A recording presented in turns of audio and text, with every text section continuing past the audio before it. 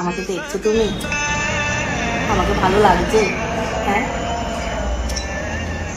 কিছু মনে পড়লো আজকে কেন আমরা কেকটা কাটলাম? কেন কাটলাম কেকটা? অ্যানিভার্সারি আমাদের। এবছর তো যেমন তেমন করে সিঁদুরটা পরাবি, সামনের বছর ভালো করে পরাবি। পরাবি তো? ডাকি আছে আমার দিদি। অনেক আমি